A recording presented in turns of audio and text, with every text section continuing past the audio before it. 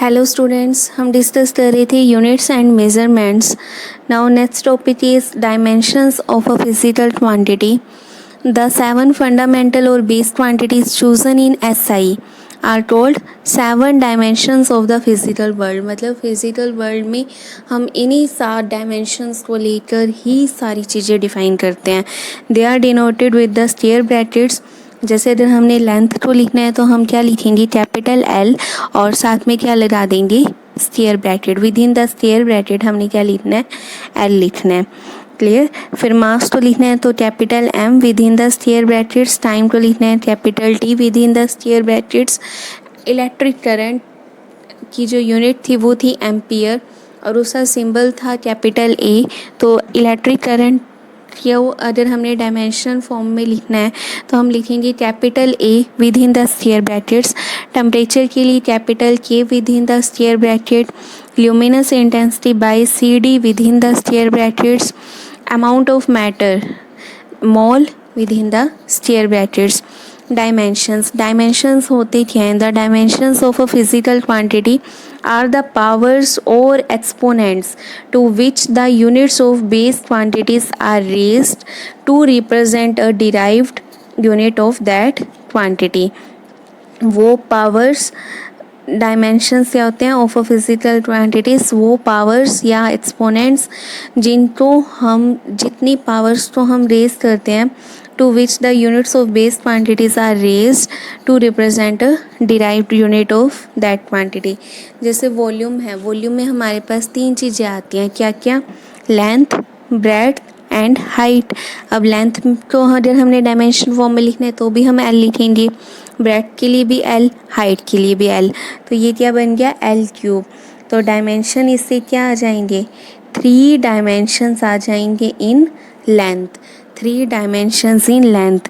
Definition क्या थी, powers to which the units of base quantities are raised.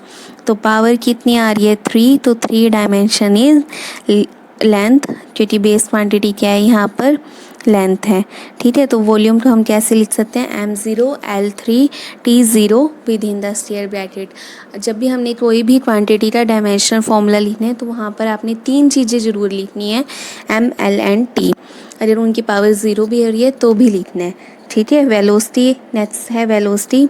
तो velocity को हम लिख सकते हैं डिस्प्लेसमेंट बाय टाइम, मतलब लेंथ बाय में टाइम, मतलब l बाय t. तो ये आ जाएगा l1 t माइनस 1. तो इसको हम कैसे लिखेंगे, m0 l1 t minus 1 with in the square bracket. Right. और अगर हमने डिफ़ाइन करना हो कि डायमेंशंस ऑफ वेलोसिटी हैं क्या, तो हम क्या बोलेंगे, dimensions of velocity are 0 in mass, +1 in length and -1 in time. Next is dimensional formula and dimensional equations.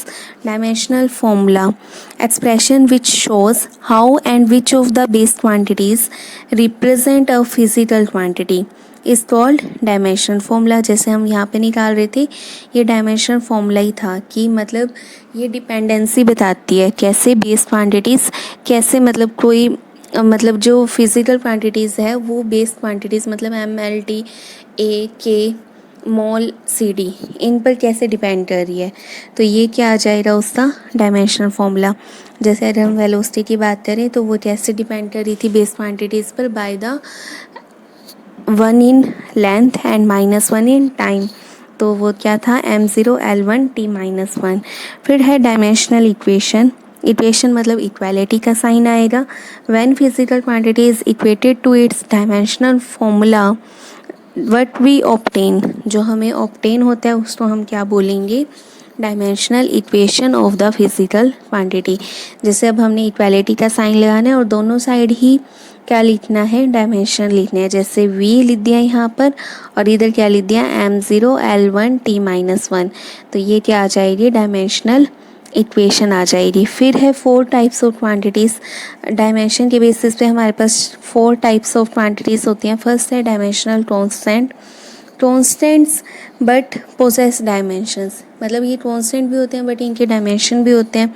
जैसे velocity of light in vacuum है तो वो क्या होती है, कांस्टेंट, उसकी वैल्यू एक कांस्टेंट होती है, कितनी होती है 3 × 10⁸ मीटर पर सेकेंड, ठीक है। बट इसका क्या होता है, वेलोसिटी वाला ही डायमेंशन सेम आ जाता है, तो इस क्वांटिटी को हम क्या बोलेंगे, डायमेंशनल कांस्टेंट। नेक्स्ट इसी तरह से अगर हम बात करें यूनिवर्सल ग्रेविटेशनल कांस्टेंट की, यूनिवर्सल गैस कांस्टेंट की, बोल्ट्जमैन कांस्टेंट, प्लैंक्स कांस्टेंट, ये सारे क्या हैं, डायमेंशनल कांस्टेंट्स हैं, मतलब कांस्टेंट्स भी हैं बट इनके डायमेंशन भी हैं। डायमेंशनल वेरिएबल्स मतलब वेरिएबल होंगी बट इनके डायमेंशंस होंगे, जैसे area, volume, density, velocity, acceleration, force etcetera are dimensional variables.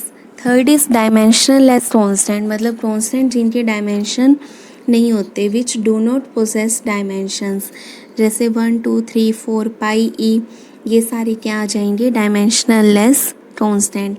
फिर है डायमेंशनलेस वेरिएबल्स, मतलब वेरिएबल्स होंगे बट इनके कोई डायमेंशंस नहीं होंगे, जैसे angle, specific gravity, strain etcetera are the dimensionless variables, ठीक है।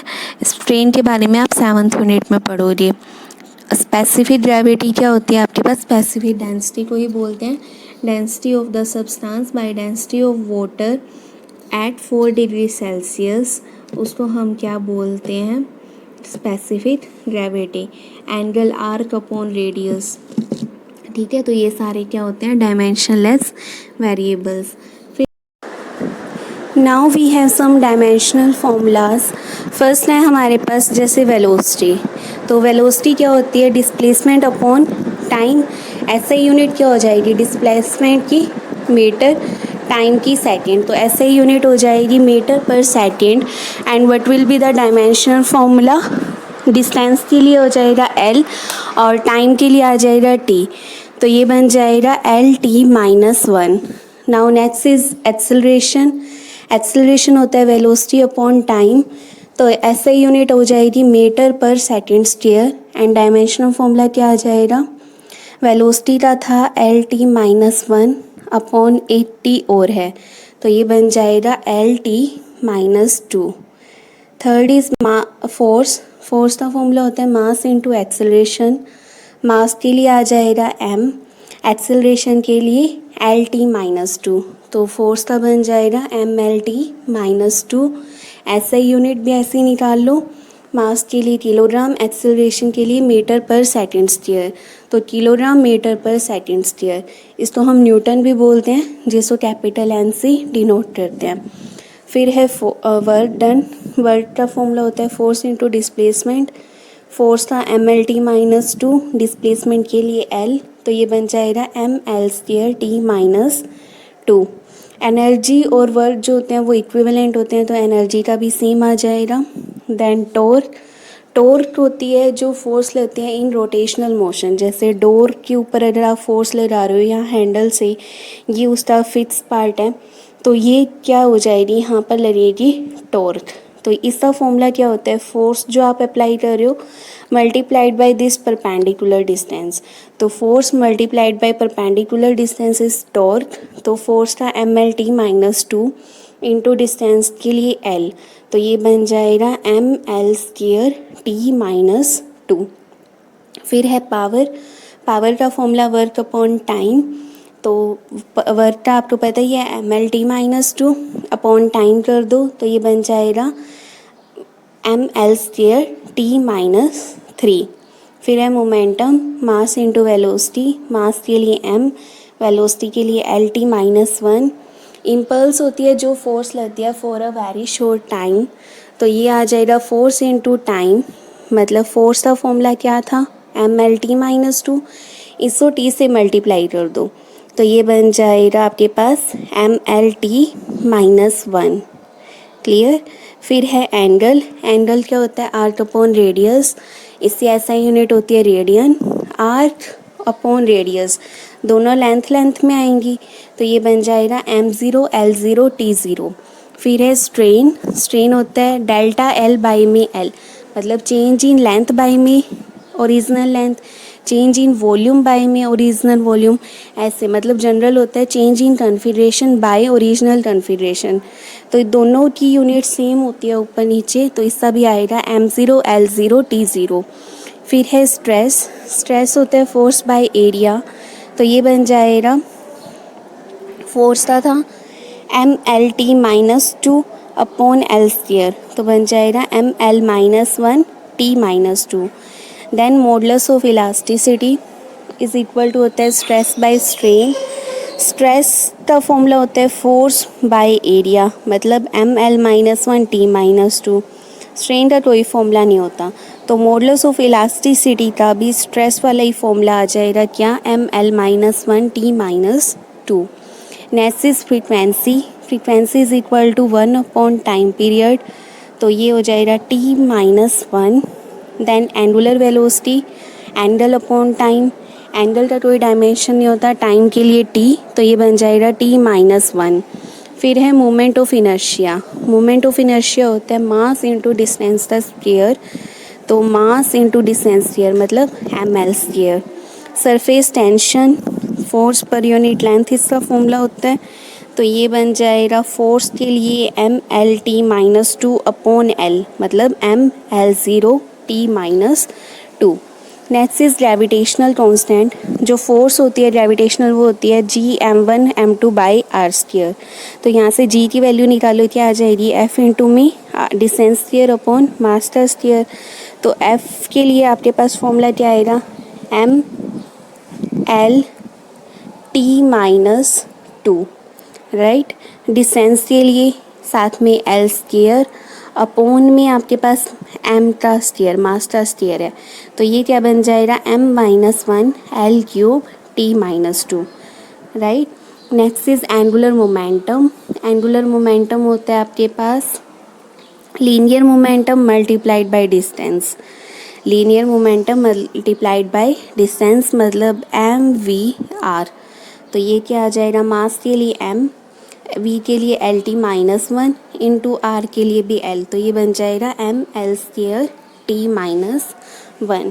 इसी तरह से आपके पास जो भी क्वांटिटीज़ होती हैं उसका आप सिंपल फॉर्मूला पुट करो, जैसे जैसे आप यूनिट्स आगे चैप्टर पढ़ते जाओगे आपको फॉर्मूला क्लियर होते जाएंगे, डायरेक्टली आपको वो फॉर्मूला पुट करना है और आपके पास डायमेंशनल फॉर्मूला आ जाएगा।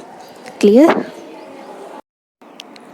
Now next is uses of dimensional equations. Dimensional equation से हमारे पास 3 यूजेस होते हैं। First is conversion of one system of units into another, second is checking the correctness of various formula, third is derivation of formula. तो first हम discuss करते हैं conversion of one system of unit into another. जैसे मान लो अगर हमारे पास force की हम बात करें तो जो इसकी एसआई यूनिट होती है वो होती है क्या, न्यूटन, एंड सीजीएस सिस्टम में इसकी यूनिट होती है डाइन। तो अगर हमें पता करना हो कि 1 न्यूटन कितने डाइन के बराबर होता है, तो इस टाइप से जो कन्वर्जन है from one system of unit into another वो हम कर सकते हैं बाय यूजिंग डायमेंशनल एनालिसिस। तो इसके लिए हम क्या करेंगे, जैसे अगर हम बात करें 1 मीटर हमेशा किससे इक्वल होता है, 100 सेंटीमीटर के। तो जो हम अगर एक सिस्टम में यूनिट लेके चल रहे हैं उसको मान लिया हमने u1, अगर हमने n1 फिक्स कर दिया 1 ले लिया, तो ये u2 क्या होएगा, जो यूनिट है इनटू अनदर सिस्टम, तो यहाँ पर n2 भी फिक्स आएगा। ये हम मेज़र कर रहे थे लेंथ, ठीक है। तो 1 मीटर इज इक्वल टू था 100 सेंटीमीटर। तो जो Q होता है वो हमेशा किससे इक्वल होता है, n1 u1 is equal to n2 u2 के। u1 u2 क्या है, units of measurements of the quantities Q, n1 और n2 क्या है, उनके रिस्पेक्टिव न्यूमेरिकल वैल्यूज़। अब जैसे लेंथ का डायमेंशन फॉर्मूला होता है L1, तो हर यूनिट का कोई ना कोई डायमेंशन फॉर्मूला होएगा और वो दोनों सिस्टम में सेम रहेगा, राइट। तो u1 को हम लिख सकते हैं m1 raise to the power a, l1 raise to the power b, t1 raise to the power c। Similarly u2 आ जाएगा m2 raise to the power a, l2 raise to the power b, t2 raise to the power c। अब from first हमारे पास n2 की क्या value आ रही है, n1 u1 by u2, N1U1 is equal to था N2U2 की, तो यहाँ से N2 आ जाएगा N1U1 अपॉन U2। तो N2 इज इक्वल टू आ जाएगा N1 इंटू में U1 की वैल्यू पुट कर दो और U2 की, तो ये बन जाएगा M1 raise to the power A, L1 raise to the power B, T1 raise to the power C upon M2 raise to the power A, L2 raise to the power B, T2 raise to the power C। तो इसको combine करके हम लिख सकते हैं N2 is equal to N1 into में M1 by M2 raise to the power A, L1 by L2 raise to the power B, T1 by T2 raise to the power C। अब इसके ऊपर numerical है convert once newton into dyne. तो newton हमारे पास क्या होती है, SI unit of force, dyne is the CGS unit of force. Dimensional formula of force क्या होता है, MLT-2, ये भी हमने पढ़ा था। तो SI में M1 की वैल्यू क्या होती है, 1 kilogram, L1 1 metre, T1 1 second. CGS में M2 हो जाएगा 1 gram, L2 1 centimetre, T2 1 second. Now N2 is equal to क्या होता है, M1 बाई M2, मतलब 1 kilogram by 1 gram raise to the power A, वो यहाँ से लेना है, तो M raise to the power 1 था तो ये 1 आ जाएगा। L1 बाई L2 आ जाएगा 1 मीटर बाई में 1 centimetre raise to the power 1, L की पावर कितनी थी 1, और T1 बाई T2 मतलब 1 second by 1 second raise to the power -2, right. तो 1 किलोग्राम तो हम लिख सकते हैं 10 raise to power 3 gram, gram से ग्राम कैंसिल हो जाएगा, तो ये बन जाएगा 10 रेस पावर 3, ये बन जाएगा 10 raise power 2 centimetre by centimetre raise to the power 1, तो ये बन जाएगा सेंटीमीटर से centimetre cancel 10 raise to power 2, second cancel होती है 1 ही रहेगा, और 1 रेस टू दी पावर -2 1 ही आ जाएगा। तो ये मतलब हमारे पास क्या आ रहा है, 10 रेस टू पावर 3 इंटू में 10 raise to the power 2, combine करके क्या आ गया 10 रेस टू दी पावर 5, मतलब 1 न्यूटन इज इक्वल टू होता है 10 raise to the power 5 dyne. Second numerical है convert a velocity of 72 kilometre per hour into metre per second using dimensional analysis. इसमें हम direct भी करते हैं कन्वर्जन, किलोमीटर तो लिख सकते हैं 1000 मीटर और आवर तो लिख देते हैं 3600 सेकेंड, तो हमारे पास डायरेक्ट कन्वर्जन हो जाता है। बट हमें क्या बोला हुआ है कि हमें डायमेंशनल एनालिसिस का यूज़ करके फिर कन्वर्जन करनी है, राइट। तो डायमेंशनल फॉर्मूला ऑफ वेलोसिटी क्या होता है, LT-1, सिस्टम 1 में L1 क्या आ जाएगा 1 किलोमीटर, टाइम क्या आ जाएगा 1 आवर, सिस्टम सेकेंड में L2 क्या है 1 मीटर, T2 क्या है 1 सेकेंड। तो N2 इज इक्वल टू क्या आएगा M1 by M2 raise to the power A, L1 by L2 raise to the power B, T1 by T2 raise to power C। तो N2 की value आ जाएगी 72, N1 हमें given है 72, M1 by M2 raise to the power कितना आ जाएगा 0, L1 by L2 मतलब 1 kilometre by metre, यहाँ इसको भी लिख दो, M1 क्या आ जाएगा आपके पास 1 किलोग्राम और M2 1 ग्राम आएगा। ये इसलिए नहीं पुट किया क्योंकि जो पावर थी वो 0 ही थी, चाहे लिख दो चाहे ना लिखो बात एक ही है, बट अगर आप सारे लिख रहे हो तो चाहे यहाँ पे लिख दो, ठीक है। तो ये फर्स्ट तो टर्म 0 ही है रेज़ टू पावर 0, तो सेकेंड टर्म जो है हमारे लिए वो सिग्निफिकेंट है, वो क्या है 1 kilometre by 1 metre raise to the power 1। फिर टाइम में क्या आएगा 1 आवर बाई में 1 second raise to the power -1। अब सारी वैल्यू पुट कर दो, 72 इंटू में 1 इंटू में 10 रेज़ टू पावर 3 बचेगा, और 1 आवर में 3600 सेकेंड होते हैं, तो ये बन जाएगा 3600 रेज़ टू द पावर -1। तो ये सोल्व करके आपके पास आ रहा है N2 की वैल्यू 20, तो मतलब ये कितना बन जाएगा, N2 20 है और यूनिट थी मीटर पर सेकेंड, तो मतलब 72 किलोमीटर पर आवर किसके इक्वल हो जाएगा 20 मीटर पर सेकेंड के इक्वल हो जाएगा, ठीक है। फिर नेक्स्ट जो एप्लीकेशन है वो है check in the correctness of the formula. ये एप्लीकेशन जो बेस्ड है ना वो है principle of homogeneity of dimensions, मतलब जो मैग्नीट्यूड्स ऑफ फिजिकल क्वांटिटीज़ हैं वो तभी ऐड किया जा सकता है या सब्ट्रैक्ट किए जा सकते हैं अगर उनके डायमेंशन क्या हो, सेम हो।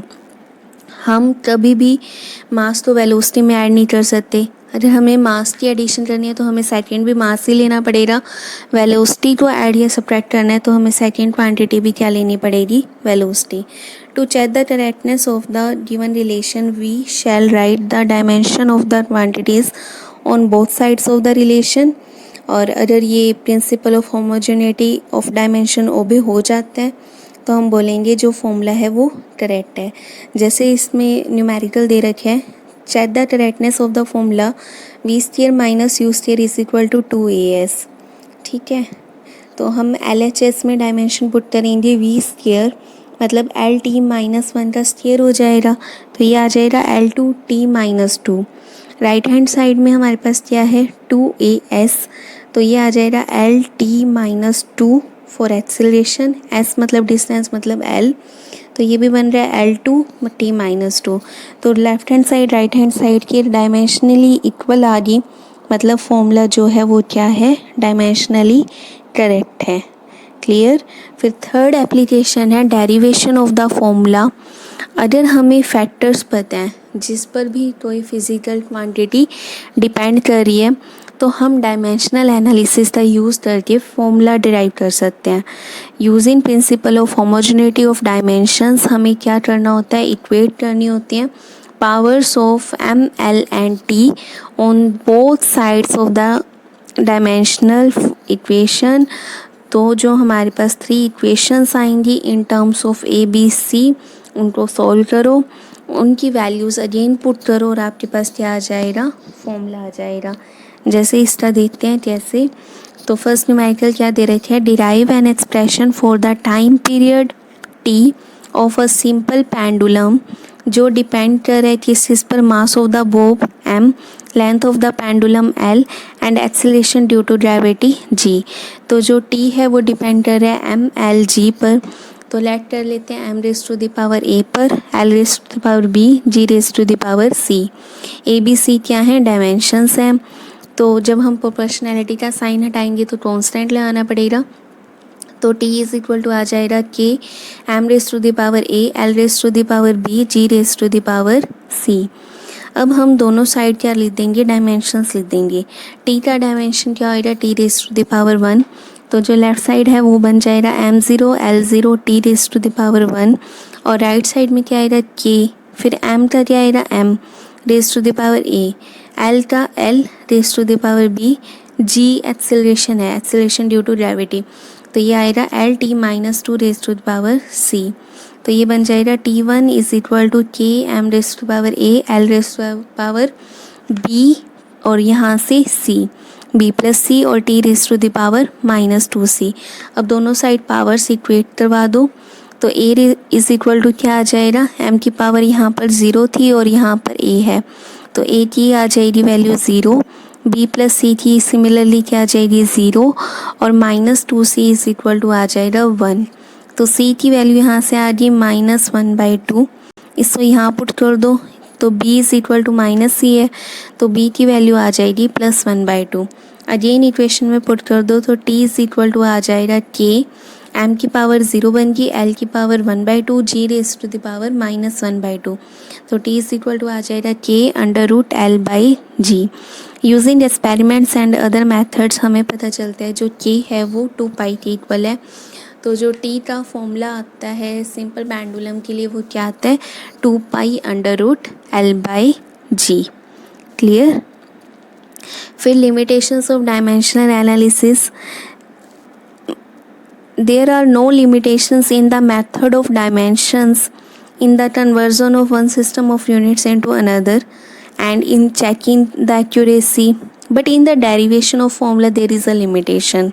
We come across the following limitations. जैसे first limitation क्या है, this method gives us no information about the dimensionals less constant in the formula. अगर मान लो किसी फॉर्मूला में 1, 2, 3 पाई ई कुछ इस टाइप से आ रहा है तो हमें उसकी तो कोई इन्फॉर्मेशन नहीं मिल रही ना, तो हमें फॉर्मूला डिराइव करना है सपोज वॉल्यूम का। वॉल्यूम हमारे पास आता है πr² h, ठीक है। टोन का। तो यहाँ पर पाई आ रहा है, तो पाई हम कैसे निकालेंगे, आर एच की हम डिपेंडेंसी निकाल सकते हैं, बट जो डायमेंशनलेस कांस्टेंट आ रहे हैं उनके बारे में हमें कोई इन्फॉर्मेशन नहीं मिलती। सेकेंड लिमिटेशन क्या है, if a quantity depends on more than 3 factors having dimensions, तो भी हम फॉर्मूला डिराइव नहीं कर सकते। क्यों? क्योंकि हमारे पास सिर्फ 3 हैं MLT, हम उन्हीं की ही एक्सपोनेंट्स को क्या करवाते हैं, इक्वेट। थर्ड लिमिटेशन क्या है, we cannot derive the formula containing trigonometric functions, exponential functions, logarithm functions etcetera, जिनके कोई डायमेंशन नहीं होते। अगर ऐसी क्वांटिटीज़ आ रही हैं टी रेशोज़ और ये एक्सपोनेंशियल और लोड, तो भी हम डिराइव नहीं कर पाएंगे। फोर्थ क्या है, the method of dimensions can not be use to derive an exact form of the relation when it consist of more than one part on my side. जैसे मान लो हमारे पास एक फॉर्मूला होता है v² minus u² is equal to 2as, ठीक है। तो s की वैल्यू आ जाती है v² minus u² upon 2a। तो अगर हम इस फॉर्मूले से निकाल लेना तो हमारे पास ये पता चल जाएगा v⁻² है अपॉन 2a है, बट ये जो माइनस वाला फैक्टर है ये नहीं आएगा, क्योंकि इन दोनों को प्रिंसिपल ऑफ होमोजेनिटी से ये तो ऐड और सब्ट्रैक्ट हो रहे हैं, तो इनका तो डायमेंशन सेम ही है, दोनों वैल्यूज थी हैं। तो इस टाइप के फॉर्मूला में प्रॉब्लम आती है। सेकंड, जैसे s is equal to ut plus half at square है, तो इस टाइप के फॉर्मूलाज हम ऑब्टेन नहीं कर पाते। फिफ्थ जो लिमिटेशन है वो क्या है, it gives no information whether a physical quantity is a scalar और वेक्टर। तो स्केलर है या वेक्टर ये उसके बारे में भी नहीं बताता। क्लियर?